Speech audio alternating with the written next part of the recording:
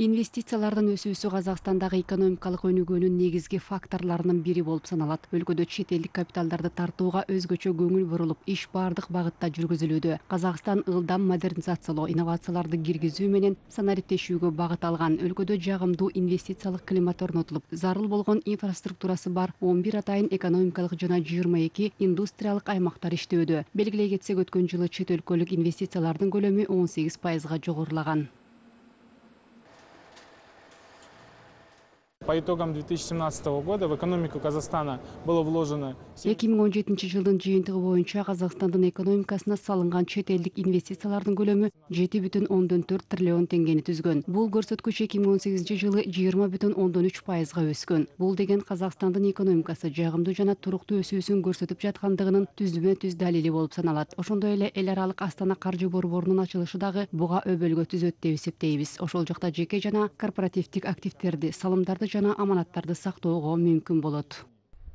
Инвесторлор үчүн жагымдуулугун өлкөнүн бардык аймактары көрсөтүшүүдө. Мисалы, Жамбыл областында жалпы наркы 80 миллиард теңгеден ашкан 124 долбоор ишке ашырылууда. Алардын көпчүлүгүнүн курулушу өткөн жылы аяктаган.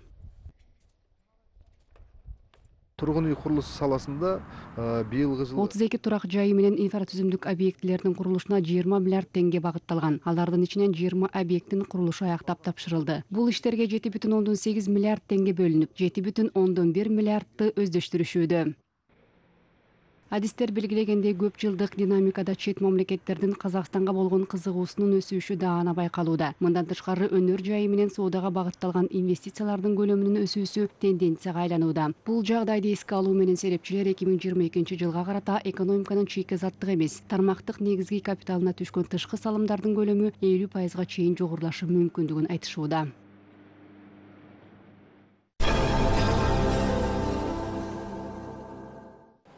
Экспорттук дараметти жогорулатуу стратегиялык милдет болуп саналат. Бүгүнкү күндө казакстандык өнүмдөрдү дүйнөнүн көпчүлүк мамлекеттеринде жакшы таанышат. Өндүрүүчүлөр Кытай базарын келечектүү багыт катары эсептешет. Эки тараптуу кызматташуунун алкагында Кытайга эт менен балдын ири партиясын жеткирүү боюнча келишимдерге кол коюлган. Уральскиден 20 000 тонна кой жана уй эттери Кытай дүкөндөрүнүн текчелерине барып түшөт. Батыш Казакстандагы эң ири ишканалар Кытай инспекциясынын каттоосунан ийгиликтүү өтүшкөн. Мы с каждым годом планируем. Биз жыл сайын ташуулардын көлөмүн көбөйтүүнү мерчендеп жатабыз. Кытай базарлары өтө чоң жана Кытай керектөөчүлөрүнүн суроо талабына жараша Казакстандын чарбалары малдын башын көбөйтүү менен этти өндүрүүгө кызыктар болушмакчы. Кытай керектөөчүлөрү бээ менен төөнүн кургак сүтүнө абдан кызыгышууда. Мындан тышкары Кытай базарына жеңил өнөр жай ишканалары, зер буюмдарды жана медициналык буюмдарды чыгаруулар менен тамак аш кошулмаларын өндүрүүчүлөр дагы кирүүнү көздөшүүдө. Адистер Бириккен Араб Эмирлигинин базары дагы келечектүү экендигин айтышууда. Бул өлкөгө биринчи жолу 600 тонна Казакстандын уну жөнөтүлгөн. Плотно сейчас занимаемся занятием места своего на рынке Китайской Народной Республики. Биз азыркы күндө Кытай эл республикасынын базарында өз ордубузду таап, Бириккен Араб Эмирлигине дагы өнүмүбүздү жеткирүүгө аракет кылуудабыз. Бул жерде айрыкча логистика жаатында кыйынчылыктар болууда. Анткени өнүм жолдун көбүн деңиз аркылуу басып өткөндүктөн өзүңүздөр билгендей унга нымдуулук менен ысык жагымсыз. Бирок бул бизге тоскоолдук жараткан жок. Мука, как вы знаете, такой продукт, который очень сильно боится влажности и высоких температур. Тем не менее, это нас не останавливает.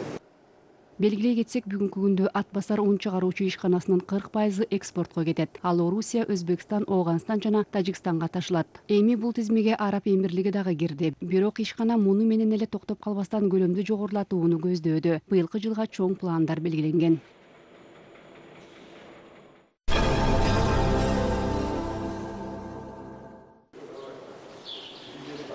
Казакстан айыл чарба комплексин санариптешүүгө артыкчылык берилүүдө. Республиканын бардык аймактары бул багытта жигердүү иш алып барышууда. 2018 жылы Костанай областында жайыттар толугу менен жана айдоо жерлери 52%га санариптештирилген. Мындан тышкары аймакта пилоттук негизде киргизилген акылдуу сүт товардык чарбасы дагы ийгиликтүү иштөөдө. Бул жерде акылдуу жабдыктар саан уйлардын саламаттыгы менен саалган сүттөрдүн күнү түнү көзөмөлдөп турушат. Мы видим физиологические изменения. Саалган сүт менен малдын башынын аман сакталышына дагы бул жакшы таасир тийгизүүдө. Биз уйдун бардык физиологиялык өзгөрүүлөрүн байкап, ал ооруп калса дароо аныктай алабыз. Или какие-то профилактические мероприятия проводить. 2022 жылга карата Костанай областында так дыйканчылык боюнча 5 жана мал багытындагы 6 санариптик чарбаларды ачуу мерчемделүүдө. Данный эффект находит успешное уже внедрение в другие. Мындай ыкманы башка чарбаларда дагы колдоно башташты. Көпчүлүк чарбалар мисалга GPS жабдыктарын пайдаланышып, бул өзүнүн майнабын берүүдө. Жаңы технологиялардын эсебинен Костанайдагы тоок чарбаларынын биринде өнүмдүүлүк 35 эсеге жогорулаган. Бул жердеги тооктор жылына 250 миллион жумуртка беришүүдө. Өнүм ички базарды камсыздоо менен бирге чет мамлекеттерге дагы ташылат. Чарбага 4 миллион теңге каражат салынган. Канаттуулар чарбасы толугу менен автоматташтырылган. Жем берип тооктор кармалуучу жайды тазалоо жана жумурткаларды чогултуу бир баскычты басуу менен эле ишке ашырылат. Если брать не проводя Бул жерде модернизация жасалбаса абдан көп кол эмгекти талап кылынмак. Анда ишканада 700дөн ашык киши иштеши керек болмок. Автоматташтыруунун аркасы менен бизде эмгектин өнүмдүүлүгү 1,5-2 эсеге, ал эмес 4 эсеге чейин жогорулады. 2019 жылы мындай ийгиликтүү тажрыйбада областтын башка чарбаларында дагы колдонулмакчы. Бул жерде санариптик борборго басым жасалууда. Аны атайын фермерлерди окутуу үчүн түзүшкөн.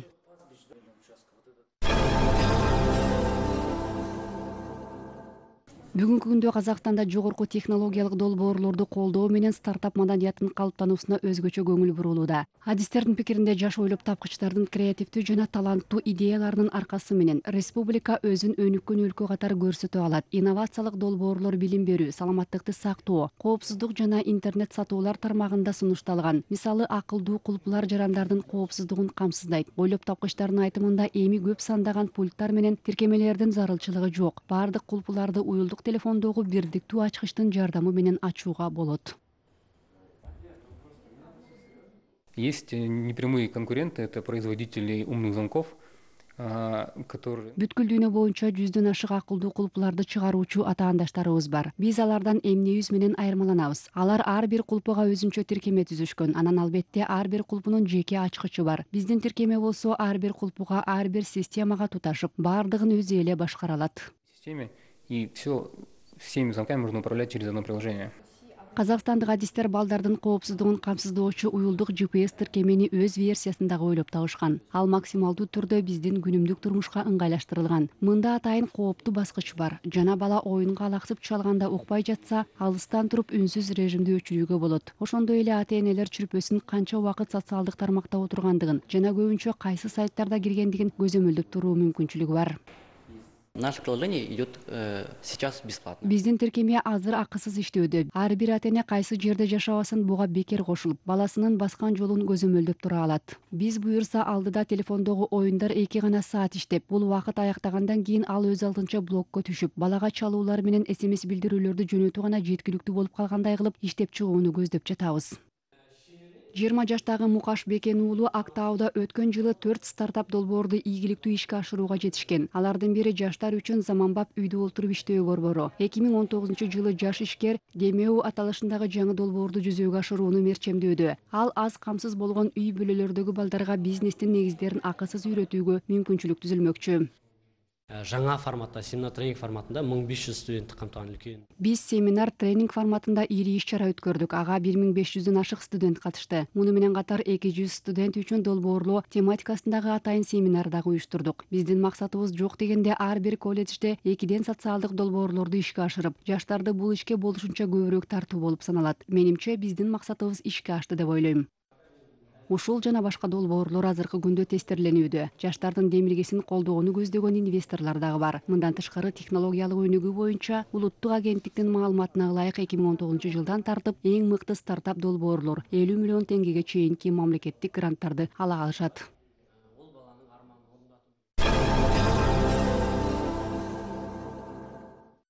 Тажикстан өлкөдө өндүрүлгөн гүл ботонун 40%-ын экспорттогон. Негизги сатып алуучулар болуп коңшу мамлекеттер эсептелет. Өнөр жай жана жаңы технологиялар министринин маалыматы боюнча, Тажикстандын заводдору өткөн жылы 3,5 миллион тонна курулуш материалдарын чыгарышкан. Бул көрсөткүч мамлекет үчүн рекорддук болуп саналат. Тажикстан акыркы жылдары биргелешкен жаңы Кытай-Тажик кубаттуулуктарын куруунун эсебинен гүл бото өндүрүүнүн көлөмүн бир топ жогорулаткан. 8 жыл ичинде кытайлык инвесторлор Тажикстанга гүл бото чыгаруунун көлөмүн 10 эсеге көбөйтүүгө жардам беришкен.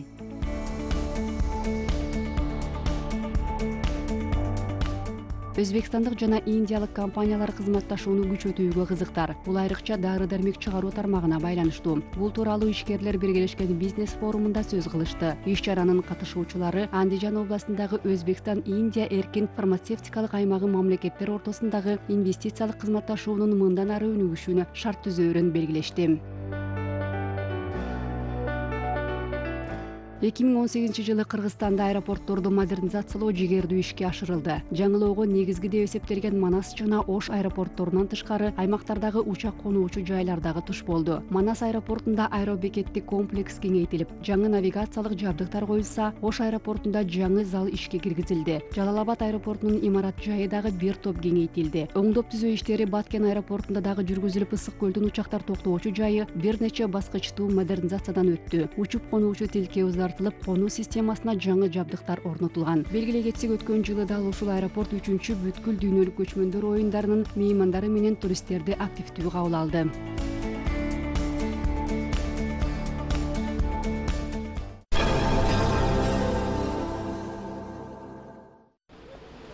Сеулда Борбор Азия менен карым-катнашты колдоо боюнча ассоциация түзүлдү. Ал Казакстан, Өзбекстан, Кыргызстан, Түркмөнстан жана Тажикстандын ортосундагы мамилелерди өнүктүрүүгө көмөктөшмөкчү. Сеул университетинин магистранты Жанар Эгисбекова биздин мамлекеттин атынан аталган уюмга мүчөлүк кылат.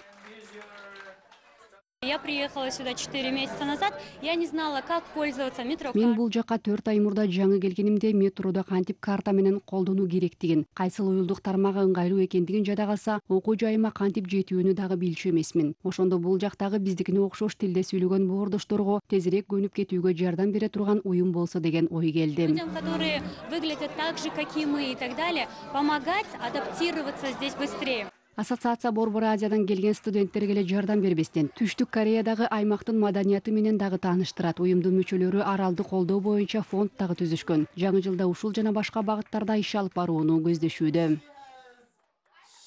In 2019, we are planning to grow more and 2019-жылы биз бирикмеге дагы көбүрөөк мүчөлөрдү тартууну көздөп жатабыз. Борбор Азия мамлекеттеринен келип, Кореяда жашап жаткандарга атайын мастер-класстарды уюштуруп келебиз. Анткени бул жакта ар бири бир топ кыйынчылыктарга туш болушат. Негизи эле адам жаңы жерге көнүп кетиши үчүн убакыт керек. Бирок билим берүү жана окутуу программаларынын жардамы менен Кореяда жашоо жеңилирээк болот. hopefully we will help a lot of Central Asians to adapt easily to this country.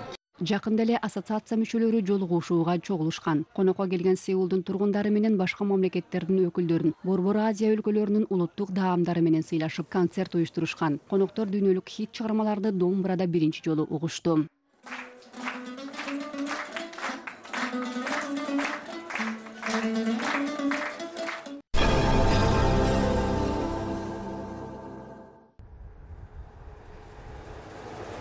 Түркистан маданий жана руханий туризмдин ири объектине айланат. Бул үчүн анын бардык шарттары бар деп эсептешет адистер. Ички жана чет элдик туристтерди тартууда Хазрет Султан Корук музейинин ролу чоң болмокчу. 88 гектарга созулган бул жерде тарыхый жана маданий эстеликтер орун алган. Республиканын маданият жана спорт министрлиги тарабынан Корук музейди оңдоп түзөө боюнча атайын пландар даярдалган. Эске салсак, анын курамында ЮНЕСКОнун дүйнөлүк маданий баалуулуктар эстеликтеринин тизмесине кирген Кожой Ахмет Ясауинин күмбөзү дагы бар. Долбоор Италия менен Израилдин эл аралык тажрыйбаларын эске алуу менен иштелип чыккан. Мындан тышкары Түркистан байыркы шаарын оңдоп түзөө жана Хазрет Султан Корук музейинин тарыхый келбетин калыбына келтирүү боюнча бардык пландар ЮНЕСКО менен макулдашылган.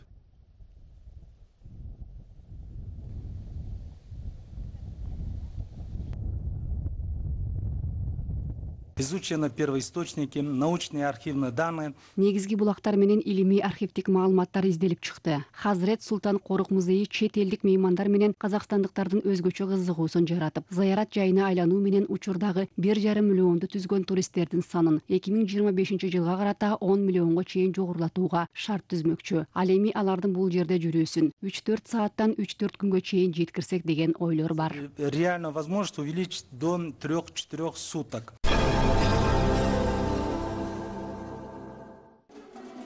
Орусиянын Астрахан областында казактын домбурасына болгон кызыгуу артууда. Муну менен катар Астрахан маданият жана өнөр жай комплексинде домбура бөлүмү ачылды.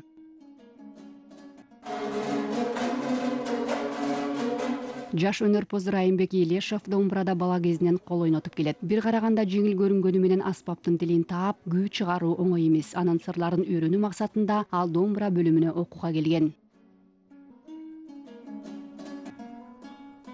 Менин атам дагы домбурада ойнойт. Ошондуктан кичине кезимден эле домбуранын үнү мага тааныш. Мугалим болуп, балдарга үйрөтүүгө. Домбура бөлүмүндө 22 студент окуйт. Алардын арасында калмак, ногой жана татар сыяктуу ар улуттардын жарандары бар. Жаш өнөрпоздор Курмангазы бабабыздын чыгармалары менен тарбияланып, домбуранын сырларын үйрөнүшүүдө. Жаштар арасында домбурага кызыгуу абдан жогору. Жыл сайын 6-7 киши келип биздин катарга кошулат. Астрахан областында жашаган казактар өздөрүнүн тарыхы, мамлекети менен байланышты үзүшкөн эмес. 4 кылымдан ашык убакыт коңшу жашап келген эки эл чек араны шарттуу гана чектеп эсептешет. Мамлекеттик руханий жаңыруу программасынын алкагында өткөн жылы Шалкыма улуттук аспаптар ансамбле Астрахандын көптөгөн шаарларын аралап, домбурада күү төгүп концерт берген. Бүгүнкү күндө Астрахан жергесинде 140 миңден ашык биздин жердештерибиз жашайт. Демек, бул жерде домбуранын үнү эч качан өчпөйт. Добушу бийик чыга бермекчи.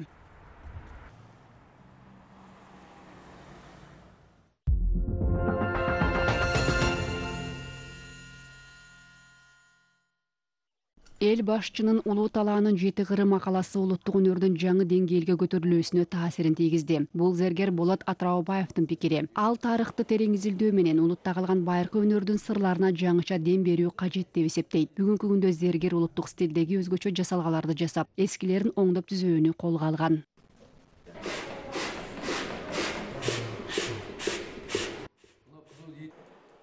Көрүк отун ысытып, темирди эрүүтүү менен байыркы мезгилде зергерлер укмуштуудай кооз жасалгаларды жасашчу. Мындай ыкма мындан 3-400 жыл мурда эле колдонулчу. Болот Атраубаев азыркы күнгө чейин өз ишинде күмүштү куюунун байыркы ыкмасын колдонуп келет. Азыркы заманауи бауырларымыз осы газбен пайдаланат. Азыр заманбап зергерлер буюмдарды жасаганда көгүлтүр отту колдонушат. Эми бул деле негизи жакшы, бирок кооздукту, асемдикти жаратып жатканда көмүрдөн өтөөрү жок. Бул иш бир топ татаал болгону менен буюмдар өзгөчө болуп чыгат. Байыркы салттарды кайра жандандыруу менен алектенген Актөбөлүк зергер мамлекет башчынын макаласындагы байыркы металлургиянын борбору казак талаасында жаралгандыгы тууралуу сөздөрүнө кошулат. Дал ушул жерде байыркы зергер атайын куралдардын жардамы менен коло, жез, алтын жана күмүштү иштетүүнү үйрөнүшкөн.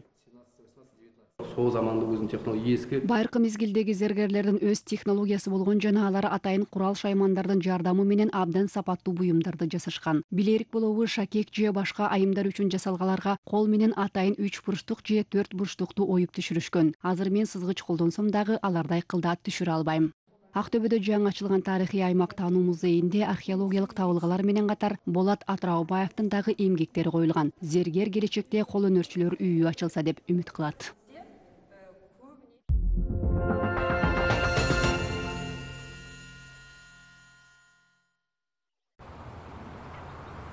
Алтын адамдын калдыктары быйыл жерге көмүлөт. Окумуштуулардын пикиринде бул келечекте аны изилдөөнү улантуу үчүн сактап калуунун жалгыз жолу. Сөөк атайын капсулага салынып, байыркы сак салттары менен жерге берүү каадалары жасалмакчы. Белгилей кетсек, көп убакыт бою калдыктар жоголуп кетти деп эсептелип келген. Жакында эле аны Исик шаарынын соттук экспертиза институтунун архивинен табышты. Ал фото кагаз салынуучу кутуда болгон. Мында баалуу табылга сакталганын, сыртындагы колго жазылган жазуу айгинелеп турат.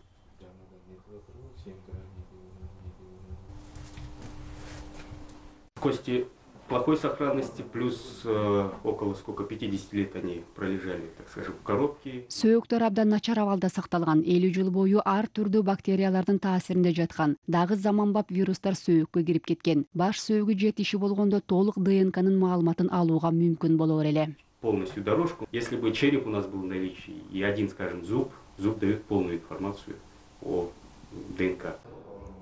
Тилекке каршы сөөктүн баардык калдыгы сакталып калган эмес. Алтын адамдын баш сөөгү дагы жок. Адистер калдыктардын ДНКсын дагы бир ирет кылдат изилдөө биздин тарыхыбыздын көптөгөн сырларын ачууга шарт түзмөк деп эсептешет. Мындай изилдөөлөрдү даниялык генетик окумуштуулар жасоого даяр. Осы уақытқа дейін біз оны бір кәдімгі тарихта болған. Алтын адамды мифке айландырышып символ катары эсептешет. Ошол эле учурда ал тууралуу биз дээрлик эч нерсе билбейбиз. Болгону анын жаш курагы менен коомду ээлигин уурду гана белгилүү. ДНКнын жардамы менен биз жаш падыша чалдыккан ооруга чейинки баардык маалыматтарды алмакпыз. Мындан тышкары бул маалыматтар биздин тарыхыбыздагы көптөгөн маселелердин түйүнүн чечүүгө жардам бермек. Казакстандык Тутанхамон аталган 20-кылымдагы табылга бүтүндөй илимий дүйнөнүн кызыгуусун жаратып келет. Өткөн 100 жылдыкта алтын адамдын кийген кийими кызыгуу жаратса, 21-кылымда жаш жигиттин өзү изилдөөчүлөрдүн объектине айланган.